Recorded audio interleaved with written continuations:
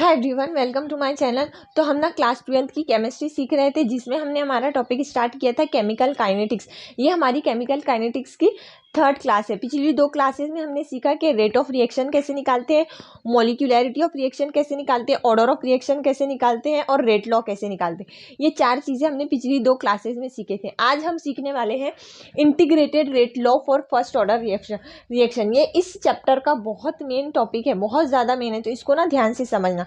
तो मैं ना इसको स्टार्ट करने से पहले पिछली दो क्लासेस में हमने जो कुछ सीखा उसको थोड़ा सा रिवाइज करा देती हूँ, उसके बाद हम आगे बढ़ेंगे। तो हमने देखा था ये एक अगर हमारी रिएक्शन है तो इसका ऑर्डर ऑफ इसका रेट लॉ हमें दिया हुआ है। सपोज ये एक रिएक्शन है, इसका ऑर्डर रेट लॉ हमें दिया हुआ है, रेट इज इक्वल्स टू के इंटू ए इंटू बी। इसका ऑर्डर ऑफ रिएक्शन क्या होगा? ऑर्डर ऑफ रिएक्शन क्या होता है? जो हमारे रेट लॉ के अंदर इन कॉन्सेंट्रेशन की पावर रहती उनका सम, यानी 1, ये 1 + 1 इज इक्वल्स टू 2 हो जाएगा हमारा ऑर्डर ऑफ रिएक्शन। मॉलिक्यूलैरिटी क्या होती है? मॉलिक्यूलैरिटी होती है सिंपल इस रिएक्शन में कितने रिएक्टेंट ने पार्टिसिपेट किया है। तो इस रिएक्शन में कितने रिएक्टेंट है? एक ए का 2 बी के, टोटल मॉलिक्यूलैरिटी कितनी हो गई? 3। तो मॉलिक्यूलैरिटी हम रिएक्शन देख के बता सकते हैं, ऑर्डर ऑफ रिएक्शन हम रेट लॉ के ऊपर से बता सकते हैं। उसके बाद रेट ऑफ रिएक्शन क्या होता है? इस रिएक्शन का रेट ऑफ रिएक्शन कितने टर्म है? 1 2 3 4, तो इन चारों के इक्वल हमारा रेट रहेगा और रिएक्टेंट के आगे माइनस आएगा, प्रोडक्ट के आगे प्लस आएगा। Change in concentration of A divided by change in time, ये हमारी डेफिनेशन ही है रेट ऑफ रिएक्शन की। माइनस का साइन रिएक्टेंट है। ये कोएफिशिएंट का क्या करते हैं हम? Reciprocal 1/2 -1/2 dB divided by dt is equals to dC divided by dt is equals to dd divided by dt। देखो प्रोडक्ट है इसलिए उनके आगे प्लस साइन रहेगा, रिएक्टेंट है इसलिए उनके आगे क्या रहेगा? माइनस साइन, और जो भी हमारे कोएफिशिएंट है उनका क्या कर देंगे हम? रेसिप्रोकल। चार रिएक्शन में हमारे टर्म्स है, तो चारों के इक्वल हमारा क्या रहेगा? Rate of reaction. ये इसकी डेफिनेशन ही होती है रेट ऑफ रिएक्शन की, कि change in concentration divided by change in time. तो ये हमने पिछली क्लास में देखा था। आज हम देखने वाले integrated rate law for first order reaction.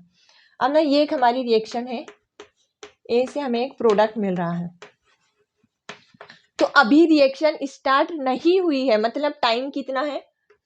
Time is equals to 0। अब ना ये एक रिएक्टेंट है, सपोज मैंने कोई भी एक कोई भी एक मॉलिक्यूल लिया, समझो कुछ भी क्वांटिटी ली मैंने, 10 मोल का मैंने मेरा एक रिएक्टेंट लिया, उसको मेरे को हीट करवाना है और फिर देखना है कि उससे क्या प्रोडक्ट बनता है और कितना बनता है। तो मैंने कितना मोल रिएक्टेंट लिया? 10 मोल। तो अभी तो रिएक्शन स्टार्ट नहीं रही, मतलब टाइम 0 है और टाइम 0 पे मैंने मेरा एक रिएक्टेंट लिया, उसको मेरे को हीट करवा के कुछ तो भी रिएक्शन करवानी है। तो प्रोडक्ट क्या हो जाएगा? प्रोडक्ट होगा 0 कॉन्सेंट्रेशन पे। टाइम जब 0 था तो इनिशियल कॉन्सेंट्रेशन मेरा कितना है? 10 मोल। अब ना 15 मिनट की रिएक्शन हुई और 15 मिनट के बाद मुझे 5 मोल का प्रोडक्ट मिला बी, 5 मोल मिला मुझे प्रोडक्ट, मतलब ए जो है तो 5 मोल जो है ए का वो कन्वर्ट हो गया प्रोडक्ट में। तो ये है टाइम 15 मिनट। कितने मिनट की रिएक्शन थी? मैंने 15 मिनट उसको हीट करवाया इसको, तो इसके 5 मोल कन्वर्ट हो गए बी में। देखो 10 मोल का मैंने ना रिएक्टेंट लिया था, उसके सिर्फ 5 मोल का प्रोडक्ट बना, तो 5 मोल तो जैसी की वैसी वापस रह गए ना, 5 मोल रिएक्टेंट के बच गए ना। देखो ये रिएक्टेंट था पूरा 10 मोल का, इसका सिर्फ 5 मोल कन्वर्ट हुआ प्रोडक्ट में, यानी प्रोडक्ट जो मुझे बी मिला, बी, ये सिर्फ 5 मोल का बचा, यानी ए का 5 मोल अभी जैसी के वैसी बच गया। यानी ये जो है ए 5 मोल, ये क्या है? ये वो रिएक्टेंट है जो प्रोडक्ट में कन्वर्ट नहीं हो गया, नहीं हुआ, रिएक्शन कंप्लीट होने के बाद भी जैसी के वैसी बच गया आफ्टर 15 मिनट। मतलब ये क्या है? 5 मोल। अगर मैं इसको और हीट करती, यानी और अगर 15, अगर ये और 30 मिनट के बाद चेक करती, तो हो सकता था कि ये पूरा का पूरा कन्वर्ट हो जाता 10 मोल्स में और यहाँ पे मुझे 0 मिलता फिर रिएक्टेंट बचा हुआ। लेकिन अभी मैंने 15 मिनट के बाद मेरी रिएक्शन चेक की, तो जब मुझे प्रोडक्ट मिला 5 मोल और ये, तो ये जो 10 मोल था स्टार्टिंग का, इसको हम बोलते हैं A0। A0 means initial concentration. ये टर्म याद रखो, A0 और AT क्या रहते, यही समझाने के लिए मैं आपको ये बता रही हूँ। Initial concentration, A0 means initial concentration, जब हमारी रिएक्शन स्टार्ट नहीं हुई थी, टाइम 0 था, जब ये A0 कितना था 10, तब प्रोडक्ट कितना था 0। अब ना रिएक्शन होने के बाद में प्रोडक्ट हमारा कन्वर्ट हो गया 5 मोल में, ये जो 10 मोल थे इसका 5 मोल में कन्वर्ट हो गया प्रोडक्ट में, तो इसको मैं डिनोट करती हूँ x से। ये क्या है, x है, 5 मोल मतलब x। अभी तो मैंने 5 मोल एग्जाम्पल लिया, लेकिन अगर आपको नहीं पता कितना बन रहा है तो आप लिख सकते हो x है। और इसको बोलेंगे हम AT। AT मतलब remaining concentration of A, remaining concentration of A after time t, after time t। देखो आपको इंटीग्रेटेड रेट लॉ में ये निकालना नहीं होगा इस तरह से, सिर्फ मुझे ये 5 मोल ये 5 मोल 10 मोल इस तरह से ये लिखकर निकालना नहीं होगा। ये मैंने सिर्फ समझाने के लिए आपको 10 मोल का एक एग्जांपल दिया, ताकि आपको A0 क्या होता है और AT क्या होता है इतना समझ में आ जाए। तो ये जो AT है ये कैसे आएगा, ये जो AT मतलब कि वो रिएक्टेंट जो प्रोडक्ट में कन्वर्ट नहीं हुआ, एज इट इज वापिस बच गया। यानी देखो ये 5 मोल कन्वर्ट हुए तो 5 मोल इसके बच गए ना, तो ये होता है हमारा AT। तो ये क्या होता है, ये होता है A0 माइनस x। मतलब जो हमारा पहले स्टार्टिंग में रिएक्टेंट था उसमें से जो प्रोडक्ट बन रहा है उसको मैं माइनस कर दूं, उसको मैं माइनस कर दूं तो मुझे क्या मिल जाएगा, बचा हुआ AT, बचा हुआ रिएक्टेंट। तो इस तरह से हम निकालेंगे, ये होता है AT, AT equal to remaining. ये AT कब है, जब हमारा टाइम कितना है, T है। AT कब है, जब हमारा टाइम T है, मतलब टाइम 15 मिनट है। T टाइम मतलब कुछ भी 20 मिनट्स, यानी 0 नहीं है। टाइम 0 पे A0 कॉन्सेंट्रेशन था, टाइम T पर हमारा कॉन्सेंट्रेशन है AT। अब ना हम निकालते हैं डेरिवेशन, रेट लॉ हमारा कैसे निकलेगा, इंटीग्रेटेड रेट लॉ। तो समझ में आ गया आपको, जब हमारा टाइम 0 था तो क्या था हमारा कॉन्सेंट्रेशन A0, और जब हमारा टाइम T है मतलब 15 मिनट या कुछ भी, कोई भी, ये T किसी के भी इक्वल हो सकता, 1 घंटे के भी इक्वल हो सकता, तब हमारा कॉन्सेंट्रेशन क्या है, AT है। ये A का कॉन्सेंट्रेशन तब हमारा क्या है, AT, मतलब वो कॉन्सेंट्रेशन जो प्रोडक्ट में कन्वर्ट नहीं हुआ, एज इट इज बच गया। और ये किसके इक्वल आता है, ये AT इक्वल रहता है A0 माइनस x के। कैसे आया वो समझ में आ गया ना। अभी देखो, अब ये ना रिएक्शन में प्रोडक्ट, तो इसका रेट ऑफ रिएक्शन क्या होगा, रेट ऑफ रिएक्शन की क्या डेफिनेशन होती है, change in concentration upon change in time. Change in, इसको रिप्रेजेंट करते हैं कॉन्सेंट्रेशन से, और ये D मतलब चेंज, ये मतलब स्क्वायर ब्रैकेट मतलब कॉन्सेंट्रेशन, तो ये हो गया change in concentration upon change in time. Reactant है इसलिए इसके आगे आ जाएगा निगेटिव साइंस, ये हो गया रेट ऑफ रिएक्शन। ये रेट ऑफ रिएक्शन हमारा इक्वल रहता रेट लॉ के। तो रेट लॉ क्या होगा, K into A to the power, power कितनी रहेंगी, देखो हम फर्स्ट ऑर्डर रिएक्शन के लिए निकाल रहे हैं, यानी पावर कितनी रहेंगी 1। अब देखो ये जो A को है इधर लेके आती हूँ मैं, और ये T को उधर लेके जाती हूँ, ये दोनों A एक जगह आ जाएंगे, ये हमारा हो जाएगा minus DA divided by A is equals to K into DT minus A divided by. अब ना इसका मेरे को इंटीग्रेशन लेना है, इंटीग्रेशन। अब ना ये कॉन्सेंट्रेशन मुझे पता नहीं है क्या है, कहाँ से A0 से लेके AT के बीच में कुछ भी ये हो सकता है, मुझे पता नहीं है। तो इसलिए अगर आपको नहीं पता है वो क्या होगा, तो उसके लिए हम क्या करते, इंटीग्रेशन लेते। तो अब मैं क्या करूंगी, इसका इंटीग्रेशन, इंटीग्रेशन। तो ये माइनस साइन तो बाहर आ जाएंगी। देखो इंटीग्रेशन हम उसी का करते जो चेंज होता, यानी यहाँ पे क्या हो रहा D और ये चेंज हो रहा ना, तो यहाँ पे इंटीग्रेशन ऑफ, अब देखो इंटीग्रेशन क्या होता, DA डिवाइडेड बाय A। तो ये इंटीग्रेशन को ना 2 लिमिट लगे हुए रहते, एक लिमिट यहाँ रहती और एक लिमिट यहाँ रहती। तो जो हमारी पहली इनिशियल वैल्यू रहती और जो आखिरी वैल्यू रहती, उनके बीच में हम इसको इंटीग्रेट करते। तो जो हमारी लोअर लिमिट रहेंगी वो सबसे पहली वैल्यू A0, इसको बोलते हैं लोअर लिमिट, यानी ये A0, और ये ए टी, ये अपर लिमिट। इस तरह से हम इंटीग्रेशन का साइन लिख के लोअर और अपर लिमिट लगाते हैं। इसका मतलब है कि इनके बीच में ए जीरो से लेकर ए टी के, ये पहली वैल्यू हो सकती है और ये आखिरी वैल्यू ए टी, इसके बीच में हमारा कॉन्सेंट्रेशन कुछ भी आ सकता। इनके बीच में हम इंटीग्रेट कर रहे हैं, पहली और आखिरी वैल्यू के बीच में हम इंटीग्रेट करेंगे। ओके, उसके बाद में इसका इंटीग्रेशन, अब इसका इंटीग्रेशन कहाँ से कहाँ तक, देखो टाइम सबसे पहले 0 था और उसके बाद में टाइम क्या हो गया, t हो गया। तो पहली limit time is equals to 0, time equal to t से लेके 0 के बीच में, ये k इंटू डी टी। तो देखो इंटीग्रेशन किसका करते हैं, जो चेंज होता है, जो यानी चेंज होने वाला है उसी का इंटीग्रेशन। तो टाइम हमारा चेंज हो सकता है 0, 1 मिनट, 2 मिनट, कितना भी हम कुछ कितने भी मिनट के बाद रिएक्शन चेक कर सकते हैं। यानी टाइम कितना होगा 15 मिनट। अगर 20 मिनट के बाद मैंने चेक की क्या प्रोडक्ट बना, तो टाइम कितना होगा 20 मिनट। यानी ये चेंज होता है। ये जो के है ये क्या होता है, ये रेट कांस्टेंट है हमारा, तो ये तो चेंज नहीं होगा, ये तो सेम ही रहेगा हर जगह। तो इसका हम इंटीग्रेशन नहीं लेंगे, इसको हम बाहर रखेंगे एज इट इज के, और इसको इंटीग्रेट करेंगे डी टी। अब देखो इसके आगे मैं ऊपर लिखा रही हूं,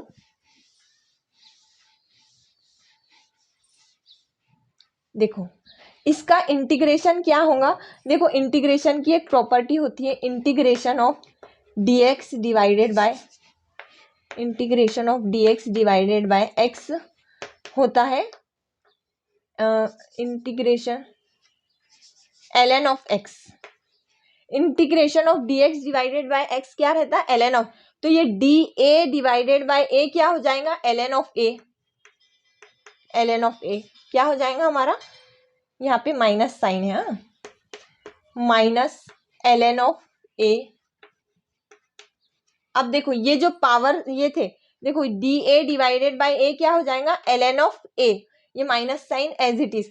अब ना ये जो लिमिट्स थे ये हम इस ब्रैकेट को पे अप्लाई करेंगे। अब इस ब्रैकेट को हम ये लिमिट लगा देंगे a0 at। हमने इसका इंटीग्रेशन किए तो ये क्या हो गया, ln, ln क्या होता है, natural log, n for natural, l for log, ये होता है नेचुरल लॉग। सिंपली मैं तो इसको ln बोलती हूँ, ln a0 से at तक हमको इसको इंटीग्रेट करना है।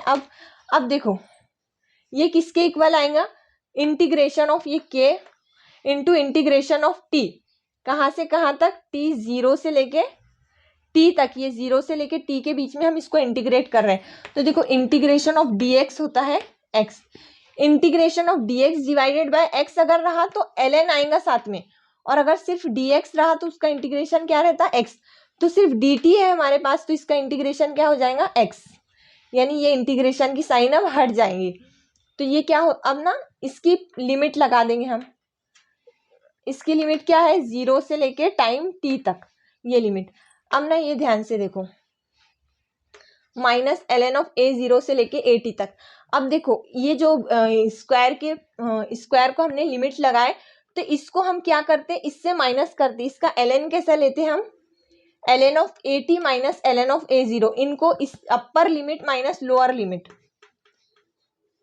Upper limit minus lower limit हम करते हैं। इस तरह से हम ये ब्रैकेट के लिमिट हटाते हैं माइनस करके।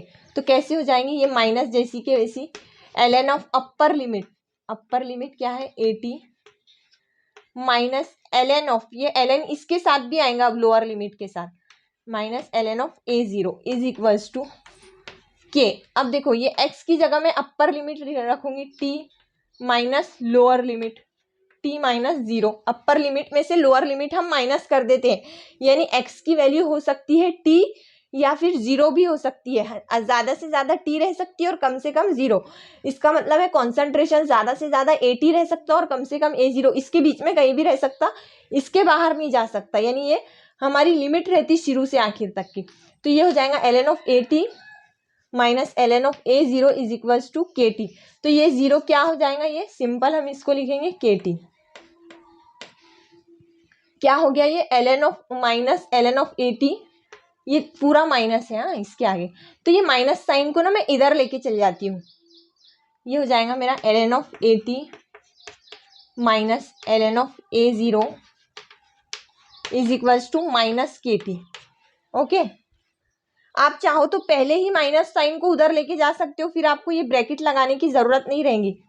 यानी ये माइनस को मैं यहीं पर, जब ये यहाँ था ना तभी ये माइनस को मैं यहाँ कर देती हूँ, यहाँ पे ये माइनस साइन इधर, तो ये यहाँ पर माइनस आ जाएगा। अब ये ब्रैकेट लगाने की आपको जरूरत नहीं, माइनस के टी इस तरह से ये क्या हो जाएगा, ln of A T is equals to minus ln of A zero is equals to minus K T. अब ना एक लॉग की प्रॉपर्टी रहती, ln of A upon B को हम लिखते, देखो ln of A upon B is equal to होता है ln of A minus ln of B, और अगर ln of A into B रहा तो उसको हम लिखते हैं ln of A plus ln of B. ये दो फॉर्मूले हमारे रहते, लॉग की प्रॉपर्टी रहती है अगर ln ऑफ ए अपॉन, तो ये ln ऑफ ए है माइनस ln ऑफ बी, इसको मैं इस तरह से लिख सकती हूँ ln of A upon B, तो ये क्या हो जाएगा ln of A T upon ln of A T upon A zero is equals to minus K T, ln of A T upon A zero. अब ना ये माइनस साइन मुझे हटाना है, तो ये देखो जब ये माइनस साइन हटेंगी ना तो ये दोनों उल्टे हो जाएंगे, यानी ये ln ऑफ ए जीरो ऊपर आ जाएगा और ए टी नीचे आ जाएगा, ये माइनस साइन यहाँ से हट जाएंगी, अब ये प्लस के टी हो जाएगा। अब मैं इसके आगे माइनस साइन लगा दूं अगर, तो फिर से ये उल्टा करना पड़ेगा मेरे को, ए टी ऊपर आ जाएगा और ए जीरो नीचे आ जाएगा। अभी ये क्या हो गया, A zero A T upon A zero is equals to K T. अब ना देखो ln मतलब क्या होता है, ये इंपॉर्टेंट है, ये सारे जो मैं कन्वर्जन फॉर्मूले लिखा रही हूँ ना इसका आपको यूज पड़ेगा। ln मतलब ये याद रखो आप, एक ln इज इक्वल्स टू रहता natural log is equals to 2.303 log to the base 10। जब आप ln को log टू द बेस 10 में कन्वर्ट करते तो आपको 2.303 से क्या करना पड़ता, मल्टीप्लाई करना पड़ता। तो अब देखो ये क्या हो जाएगा, ये k इज इक्वल्स टू, ये t इधर आ जाएगा, यानी ये 1/t हो जाएगा, 1/t, ये ln of A zero upon A T. अब इस ln को मैं कन्वर्ट करती हूँ, इस ln को मैं कन्वर्ट करूंगी लॉग में, तो क्या हो जाएगा, k is equals to 2.303 upon T, ये ln को मैं लिख रही हूँ 2.333 log t, log to the base 10 A zero upon A T. ये हो गया हमारा रेट लॉ का formula, integrated rate law for first order reaction. ये क्या है, हमारा integrated rate law for first order reaction, जो हमने पूरा डिराइव किए। देखो जो बायो बैकग्राउंड से रहते ना, तो उनको ना डेरिवेशन आते नहीं, याद नहीं रहते, तो अगर उनको डेरिवेशन नहीं भी आ रहे तो आपको ना इतना फॉर्मूला ये याद रहना चाहिए, क्योंकि डेरिवेशन आपको नीट में काम नहीं पड़ने वाला है। डेरिवेशन का नीट में जेडबलई में आपको स्टेट बोर्ड में इंटीग्रेटेड रेट लॉ डिराइव करने के लिए आ सकता है, तो तब आपको डिराइव करके ये फॉर्मूला निकालना होगा। अगर आपको स्टेट बोर्ड के लिए, अब देखो स्टेट बोर्ड के लिए इतना अगर आपको नहीं आ रहा है डेरिवेशन, तो सिर्फ एक क्वेश्चन के पीछे आप इतना माइंड मत लगाओ कि उसको कैसे ना कैसे करके डिराइव करेंगे, याद करेंगे, रट्टा लगाएंगे। आपके पास दूसरे भी तो सब्जेक्ट है, बायो फिजिक्स, आप वो कर सकते हो कवर उतने टाइम में। तो अगर आपको डेरिवेशन नहीं आ रहा निकाल के, तो आप उसको रहने दो, मत निकालो उसको, मतलब इतनी ज़्यादा उसकी बहुत ज़्यादा इतना मतलब डीप में इतना टाइम वेस्ट करना कि नहीं निकालना ही है, तो ये ना बेवकूफ़ी होती है कि एक ही टॉपिक के पीछे जो नहीं आ रहा है उसी के पीछे हम टाइम वेस्ट कर रहे हैं। उतने टाइम में हमें जो आता है हम उसको अच्छे से कर सकते हैं ना। तो इसलिए वैसे भी डेरिवेशन नीट में और जेडबलई में काम नहीं पड़ते, आपको बस ये कन्वर्जन याद रहने होना। ln ऑफ क्या होता है, ln होता है 2.303 log टू द बेस 10। ये आपको याद रहने होना, ये फॉर्मूला आपको याद रहने होना, क्योंकि ये फॉर्मूला आपको ln की टर्म में भी दिया रह सकता है। आपको अगर नीट में क्वेश्चन में दिया कि बताओ rate of reaction first order reaction के लिए क्या है, तो क्या दिया हुआ रहेगा, 1/t ln of A zero upon A T. ये फॉर्मूला आपको दिया हुआ रहेगा। आप बोलोगे हमने तो 2.303 log टू द बेस 10 पढ़ा था, ये तो पढ़ा ही नहीं था, ये तो है ही नहीं। तो ऐसा नहीं है, ये ln ही तो 2.303 log टू द बेस 10 होता है। मतलब ये भी क्या है ये भी उसका फॉर्मूला है। तो आपको ना इस फॉर्मूले को दूसरे फॉर्म्स में कन्वर्ट करते अरेंज करते आना चाहिए। वो मैं बताऊंगी अभी कैसे अरेंज करना है। तो ये आपको आना चाहिए। तो इसके लिए आपको ये पता होना चाहिए कि नेचुरल लॉग किसके इक्वल रहता है, 2.303 लॉग टू द बेस 10। मैं तो ऐसे याद रखती हूँ कि एक ln is equal to 2.303 log to the base 10, यानी जब ln को लॉग में कन्वर्ट कर रहे हैं तो हम 2.303 से मल्टीप्लाई करेंगे इस तरह से। तो ये फॉर्मूला आपको याद रहना चाहिए नीट के और जेईई के पॉइंट ऑफ व्यू से। अगर आपको डेरिवेशन नहीं याद रहा तो भी चलेगा। अब ना इस फॉर्मूले को देखो, इसमें क्या है A0, मैंने क्या बताया था, A0 क्या रहता, इनिशियल कॉन्सेंट्रेशन। जब हमारा टाइम क्या रहता 0, और ये क्या रहता AT, remaining concentration, remaining concentration of A after time T, यानी टाइम T की मतलब 15 मिनट होने के बाद जो कुछ प्रोडक्ट में बच गया, तो जो बच गया यानी जो प्रोडक्ट में कन्वर्ट नहीं हुआ वो रहता हमारा AT। यानी हम क्या करते हैं AT, ये A0 में से प्रोडक्ट को माइनस कर देते हैं। तो अब ना मैं अगर इसको लिखती हूँ A0 अगर मेरा A के इक्वल है, if A0 is equal to A, मैं इसको बोलती हूँ कि ये A0 को मैं एक स्मॉल a से रिप्रेजेंट करूंगी। तो अब मेरा फॉर्मूला क्या बन जाएगा, 2.303 upon T log to the base 10 A upon AT क्या था, A0 माइनस एक्स। ये मैंने आपको पहले ही बताया सबसे पहले, इसीलिए मैंने वो समझाया ही इसलिए था कि आपको AT और A0 समझ में आए।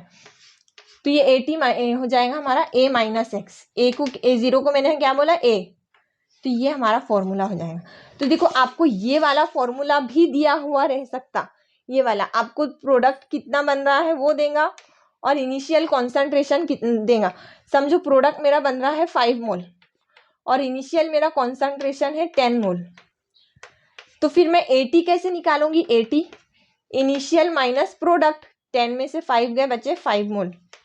तो AT मेरा कितना आ जाएगा, ये AT ये आ जाएगा मेरा 5 मोल। इस तरह से आप ये वाला फॉर्मूला भी यूज कर सकते हैं। देखो ये भी फॉर्मूला याद रखो, इस पर से देखो ये एक फॉर्मूले से याद रख लो, इस पर से सब निकाल सकते हो। अगर मैं इसको स्मॉल a बोलूंगी तो ये क्या हो जाएगा A माइनस एक्स, इस तरह से। अब ना देखो इसी को हम और अरेंज कर सकते हैं। इसको अब देखो मैं इधर लेके जाऊंगी T को, KT equal to 2.303 log to the base 10 A0 upon AT। अब ये 2.303 लॉग टू द बेस 10 है, तो इसको मैं ln लिख सकती हूँ। ये क्या हो जाएगा ln KT equals to ln of A0 upon AT। तो अभी देखो KT is equals to ln of A0 upon AT। तो अब ना ये मुझे ln यहाँ से हटाना है, तो अब इसकी क्या प्रॉपर्टी होती है, इसको मैं e से e की पावर लिख सकती हूँ दोनों साइड, मतलब मैं इस दोनों को क्या करा दूंगी, e की पावर बना दूंगी। e की power KT is equals to, इसको भी फिर मैं e की पावर बना दूंगी ln of A0 upon AT। तो ये हो जाएगा e की पावर KT इक्वल्स टू, अब ना e की पावर ln क्या रहता है, देखो ये इंपॉर्टेंट फॉर्मूला, ये भी याद रखो, e की पावर ln होता है 1 और ln ऑफ e भी होता है 1। ये दोनों 1 के इक्वल आते हैं, e की पावर ln मतलब 1, इसको मैं 1 लिखती हूँ। ये हो जाएगा A0 अपॉन AT, ये तो 1 हो जाएगा और ये एज इट इज AT। तो क्या आ गया हमारा दूसरा फॉर्मूला, क्या आया, दूसरा फॉर्मूला आया A0 upon AT is equal to e to the power of KT। अभी देखो अगर ये माइनस रहता, ये एक फॉर्मूला, अगर मैं इसको माइनस लगा दूं तो ये क्या हो जाएगा AT upon A0, AT upon A0 is equal to e to the power of minus KT। यहाँ पे माइनस आ रहा मतलब ये इसको उल्टा कर देंगे आप, अगर प्लस है तो इसको एज इट इज रहने। ये मैं आपको इसलिए बता रही हूँ क्योंकि आपको नीट में ना 4 ऑप्शंस दिए हुए रहते हैं। अगर आपको ये वाला ऑप्शन दे दे और अगर आपने ये वाला पढ़ रखा हो, आपने सपोज ये पढ़ के रख गया और ये आपको नहीं पता, तो आप बोलोगे ये तो हमने पढ़ा ही नहीं, ये तो हमको आता ही नहीं। तो सिंपल देखो साइन कन्वर्ट करने से ये चेंज हो रहे, यानी अगर ऑप्शन में प्लस वाला दिया रहा तो A0 अपॉन AT आएगा, अगर माइनस वाला दिया रहा तो फिर AT अपॉन A0 आएगा। तो ये सब ना आप सिर्फ इस फॉर्मूले पर से निकाल सकते हैं। तो मतलब आपके पास में इतना तो टाइम रहता ही रहा है ना, मतलब ये एक फॉर्मूला, ये सब याद मत रखो, वैसे भी इतने फॉर्मूले याद रहने वाले नहीं है, सिर्फ ये वाला फॉर्मूला एक याद रख लो, इस पर से आप सब निकाल सकते हो सिंपली। इतना तो हमारे पास एग्जाम में टाइम रहता ही ना कि इसको इधर लेके जा सकते हैं हम, KT इसका मतलब होता है ln, इसको हम लिख सकते A0/AT। अब क्या करेंगे, इसको e से e की पावर बना देंगे, यानी e की पावर KT। अब e की पावर ln मतलब 1 होता, इसलिए ये क्या हो जाएगा A0/AT। कितनी स्पीड से मैंने इससे ये फॉर्मूला निकाला, इसको आपको याद रखने की जरूरत नहीं है, आपको सिर्फ ये फॉर्मूला याद रखो, बाकी के सारे फॉर्मूले आप इस पर से निकाल सकते हो। अब ना हम देखेंगे ग्राफिकल रिप्रेजेंटेशन, ग्राफ रिप्रेजेंटेशन। ये ना ग्राफ कैसे निकालते हैं ये आपको आना चाहिए, graphical representation of first order reaction. ये भी नीट में आता है, देखो स्टेट बोर्ड में तो ये क्वेश्चन नहीं आ सकता, लेकिन नीट में ये इंपॉर्टेंट है, graph representation of first order reaction. अब के क्या है हमारा, KT इक्वल टू, ये T इधर चल गया तो क्या हो जाएगा, ये KT equal to 2.303 log to the base 10 A0/AT। ये हमारा फॉर्मूला, इसको मैं लिख सकती हूँ ln, इसको अगर मैं माइनस कर दूं तो ये हो जाएगा AT/A0, ये ऊपर चले जाएगा और ये A0 नीचे आ जाएगा, यानी ये हो जाएगा AT/A0। अब देखो माइनस KT, अब ln ऑफ A/B क्या रहता, ln of A minus ln of B, यानी इसको मैं लिख सकती हूँ, इसको मैं इधर लिखती हूँ और इसको इधर, ln of AT minus ln of A0 is equals to minus KT। ये हमारा क्या है formula, is equals to minus KT। अब देखो ये ln of AT equal to क्या हो जाएगा, ये उधर चले जाएगा प्लस में, प्लस ln ऑफ A0। अब इस पर से आप ड्रॉ करेंगे ग्राफ।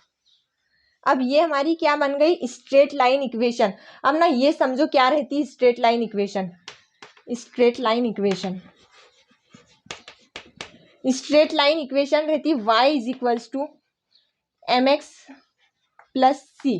ये y मतलब जो हम y एक्सिस पे प्लॉट करेंगे वो रहता हमारा y, x जो हम x एक्सिस पे प्लॉट करेंगे वो रहता हमारा x, और ये c रहता y इंटरसेप्ट। यानी ये मेरा अगर ग्राफ है तो यहाँ से यहाँ तक की जो वैल्यू रहेंगी वो रहेगा c की वैल्यू, यानी y इंटरसेप्ट। ध्यान से समझना, ये लीनियर इक्वेशन ना, स्ट्रेट लाइन इक्वेशन बहुत फॉर्मूले में यूज होती है, इसी की मदद से आप कोई भी ग्राफ निकाल सकते हैं। और ये m रहता हमारा slope, m is equals to slope, y is equals to y intercept,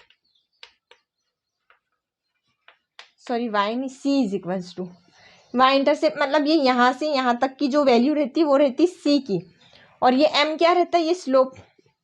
तो ये m की वैल्यू अगर निगेटिव रही तो फिर ग्राफ हमारा ऐसा रहेगा, ऐसा, मतलब डिक्रीजिंग स्लोप क्या है हमारा, निगेटिव है। अगर ये m की वैल्यू पॉजिटिव रही, m की वैल्यू तो स्लोप हमारा इंक्रीजिंग, मतलब ग्राफ हमारा क्या है, पॉजिटिव स्लोप का है, ये रहती स्लोप की वैल्यू।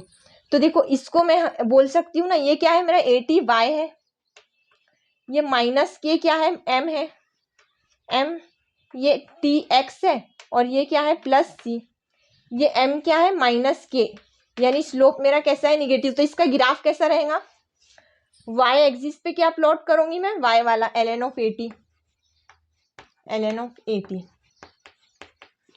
x मेरा क्या है, x एक्सिस पे क्या प्लॉट करूंगी, mx यानी माइनस k t, t मेरा है x, यानी ln of AT versus t, ln of AT versus t का हम ग्राफ देख रहे हैं।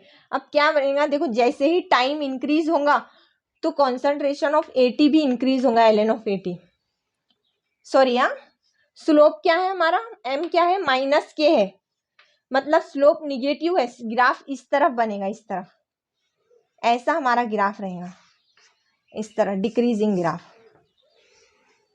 तो ये जो यहां से यहां तक की वैल्यू रहेंगी ये क्या रहेंगी, ln ऑफ A0,